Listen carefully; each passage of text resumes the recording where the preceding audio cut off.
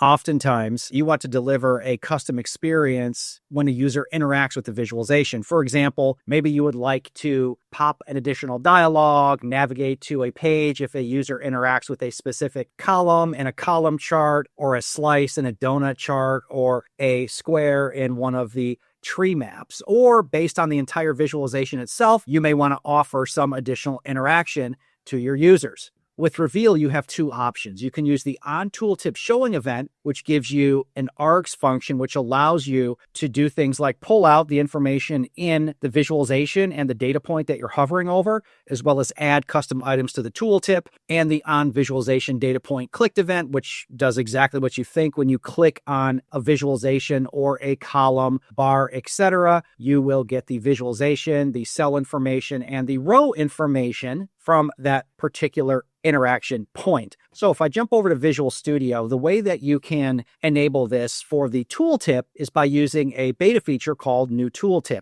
So I'm going to uncomment the enable beta feature for New Tooltip, and I'm also going to uncomment the onTooltipShowing event. And what this is doing is it's passing those tooltip args to a handle tooltip showing function. In this function, I am going to log those tooltip args. So let's go ahead and go to definition for this particular function. And from the args, I'm going to get the visualization, the chart type, the filters, the ID, etc. I'm going to console.log this as well as pop it in a dialog. But what's more interesting here to you from your user experience perspective is that I'm adding new tooltip items to the tooltip itself. So with the RV tooltip item, you can add a custom header, and then you could add JavaScript functions to items underneath that header. In this case, I'm going to add two new tooltip items, both under the custom header. One is going to show the cell and row data, and one's going to show all of the visualization data. And these are going to pop up in a dialog as well as show in the console. So if I right-click, view this in the browser, and I hover over my visualizations now, you'll notice that the tooltip is following my mouse, which is different before we enabled the new tooltip. Before we did that, the tooltip stayed on the same horizontal plane. But now with additional interaction options, including your drill downs showing automatically, there's no guessing game for your users. So here I am hovered over 2021, 22.8 million. I want to show the row and cell data. So the column name is date. The value is this. So my formatted value is 2021, which is right there on my x-axis.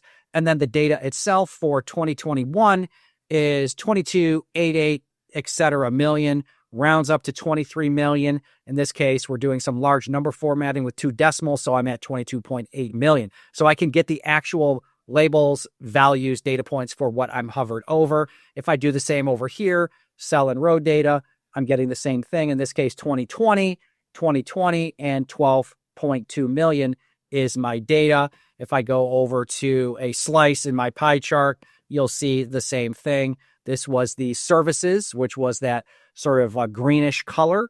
The column name was referrals, and the amount was 10,855,000.